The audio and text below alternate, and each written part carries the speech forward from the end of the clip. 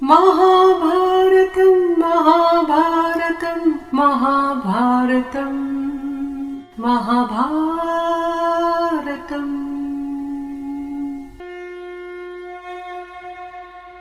नारायणं नमस्कृत्य नरं चैव नरोत्तमं देवीं सरस्वतीं व्यासं ततो जयम् उदीरयेत्। अंतर्यामी नारायण स्वरूप भगवान श्री कृष्ण और उनके सखा नररत्न अर्जुन, उनकी लीला प्रकट करने वाली भगवती सरस्वती और उसके वक्ता भगवान व्यास को नमस्कार करके आसुरी संपत्तियों का नाश करके अंतःकरण पर विजय प्राप्त कराने वाले महाभारत का पठन और श्रवण करना चाहिए। महाभारत चैनल पर बहुत स्वागत है आपका। आपको बता दें कि महाभारत से जुड़ी सभी कथाएं आपको इस चैनल पर मिलेंगी बड़े ही रोचक ढंग से। तो महाभारत को लाइक करें, सब्सक्राइब करें और ज्यादा से ज्यादा शेयर करें अपने जानने वालों के बीच, और चैनल का बेल बटन दबाना न भूलें ताकि आपको अगली वीडियो का नोटिफिकेशन सबसे पहले मिले।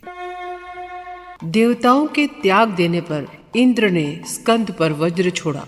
उस वज्र ने उनके दाहिने अंग पर चोट की। उससे उनके अंग में से एक और पुरुष प्रकट हुआ। वो युवक था तथा सोने का कवच, शक्ति और दिव्य कुंडल धारण किए था। स्कंद के अंग में वज्र का प्रवेश होने से उत्पन्न होने के कारण ये विशाख नाम से प्रसिद्ध हुआ। इस प्रकार प्रलयाग्नि के समान तेजस्वी एक दूसरे पुरुष को उत्पन्न हुआ देखकर इंद्र को बड़ा भय हुआ और उन्होंने हाथ जोड़कर स्कंद की ही शरण ली।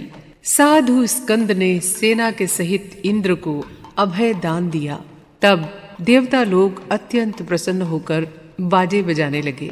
उस समय ऋषियों ने उनसे कहा, देवश्रेष्ठ, तुम्हारा कल्याण हो, तुम संपूर्ण लोकों का मंगल करो। अभी तुम्हें उत्पन्न हुए 6 रात्रियां ही बीती हैं, फिर भी तुमने सारे लोकों को अपने काबू में कर लिया है और फिर तुम्ही ने इन्हें अभय भी दिया है।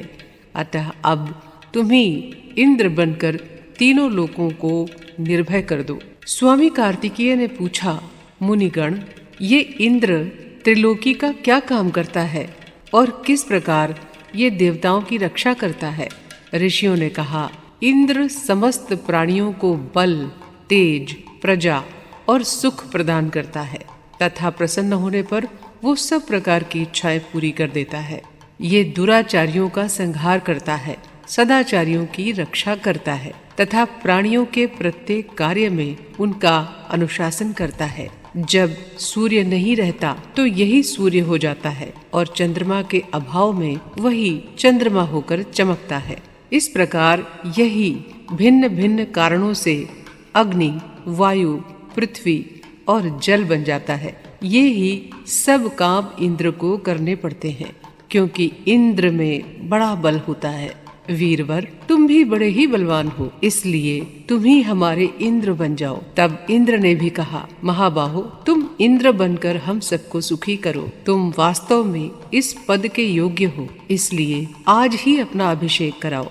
स्कंद ने कहा, शक्र, आप ही निश्चिंत होकर त्रिलोकी का शासन करें। मैं तो आपका सेवक हूँ, मुझे इंद्र पद की इच्छा नहीं है। इंद्र बोले, वीर, तुम्हारा बल अद्भुत है। तुम्हारे पराक्रम से चकित हुए प्राणी मुझे गिरी हुई दृष्टि से देखेंगे। यही नहीं, वे हमारे बीच में भेद डालने का भी प्रयत्न करेंगे। इस प्रकार मतभेद हो जाने से मेरी और तुम्हारी लड़ाई उठेगी और जैसी मेरी धारणा है उसमें विजय तुम्हारी ही होगी। इसलिए तुम ही इंद्र बन जाओ।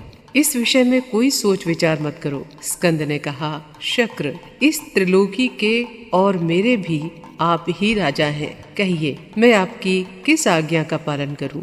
इंद्र बोले, अच्छा, तुम्हारे कहने से इंद्र तो मैं बना रहूंगा, किंतु यदि सचमुच तुम मेरी आज्ञा मानना चाहते हो तो सुनो, तुम देव सेनापति पद पर अपना अभिषेक करा लो। स्कंद ने कहा, ठीक है, दानवों के विनाश, देवताओं की अर्थ सिद्धि तथा गौ और ब्राह्मणों के हित के लिए आप सेनापति के पद पर मेरा अभिषेक प्रसन्नता से कर दीजिए। मार्कंडेय जी कहते हैं, स्कंद के इस प्रकार कहने पर इंद्र ने समस्त देवताओं के सहित उन्हें देवताओं का सेनापति बना दिया। उस समय महर्षियों से पूजित होकर वे बड़े ही सुशोभित हुए। उनके मस्तक पर सुवर्ण का छत्र लगाया गया। इतने में ही वहाँ पार्वती जी के सहित भगवान शंकर पधारे।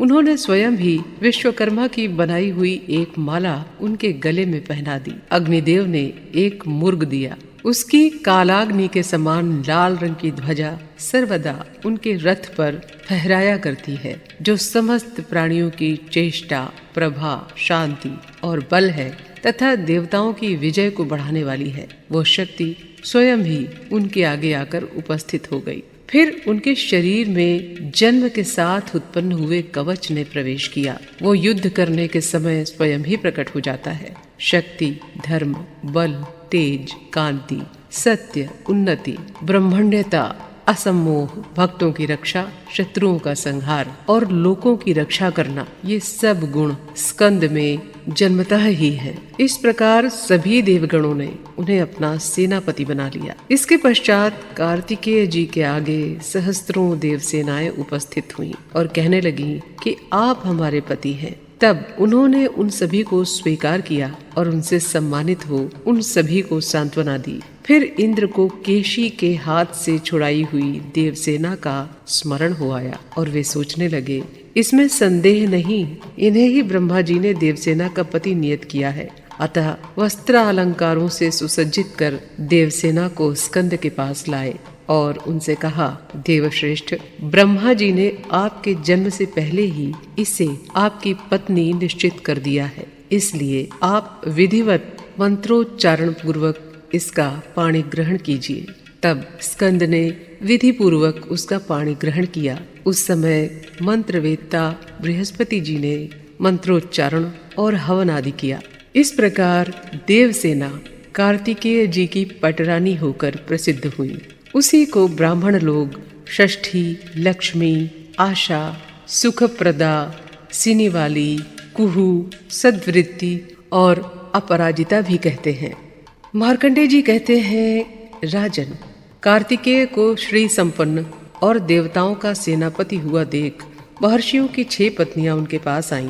वे धर्मयुक्ता और व्रतशीला थीं। फिर भी ऋषियों ने उन्हें त्याग दिया था। उन्होंने देवसेना के स्वामी भगवान कार्तिकेय से कहा, बेटा, हमारे देवतुल्य पतियों ने अकारण ही हमारा त्याग कर दिया है, इसलिए हम पुण्यलोक से नीचे गिर गई हैं। उन्हें किसी ने ये समझा दिया है कि हमसे ही तुम्हारा जन्म हुआ है, अतः हमारी सच्ची बात सुनकर तुम हमारी रक्षा करो। तुम्हारी कृपा से हमें अक्षय स्वर्ग की प्राप्ति हो सकती है।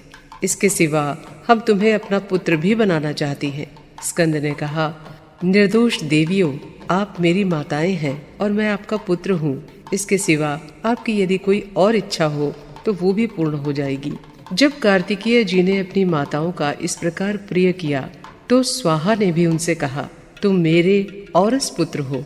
मैं चाहती हूँ कि तुम मेरा एक अत्यंत दुर्लभ प्रिय कार्य करो। तब स्कंद ने उनसे कहा, तुम्हारी क्या इच्छा है? स्वाहा बोली, मैं दक्ष प्रजापति की लाडली कन्या हूँ। बचपन से ही अग्निदेव पर मेरा अनुराग है, किंतु अग्नि को पूर्णतया मेरे प्रेम का पता नहीं है। मैं निरंतर उन्हीं के साथ रहना चाहती हूँ। तब स्कंद ने कहा, ब्राह्मणों के हव्य कव्यादि जो भी पदार्थ मंत्रों से शुद्ध किए हुए होंगे, उन्हें वे स्वाहा ऐसा कहकर ही अग्नि में हवन करेंगे। कल्याणी, इस प्रकार अग्निदेव सर्वदा तुम्हारे साथ ही रहेंगे। स्कंद ने ऐसा कहकर फिर स्वाहा का पूजन किया। इससे उसे बड़ा संतोष हुआ और फिर अग्नि से संयुक्त होकर उसने स्कंद का पूजन किया। तदंतर ब्रह्मा जी ने स्कंद से कहा, तुम अपने पिता त्रिपुर विनाशक महादेव जी के पास जाओ, क्योंकि संपूर्ण लोकों के हित के लिए भगवान रुद्र ने अग्नि में और उमा ने स्वाहा में प्रवेश करके तुम्हें उत्पन्न किया है। ब्रह्मा जी की ये बात सुनकर श्री कार्तिकेय जी तथास्तु कहकर महादेव जी के पास चले गए। वीडियो को समाप्त करने से पहले आपसे निवेदन है कि लाइक, शेयर और सब्सक्राइब करने के साथ ही कमेंट बॉक्स में अपने कमेंट्स जरूर लिखें। अपने कमेंट्स में आप महाभारत से जुड़ा कोई भी सवाल पूछ सकते हैं।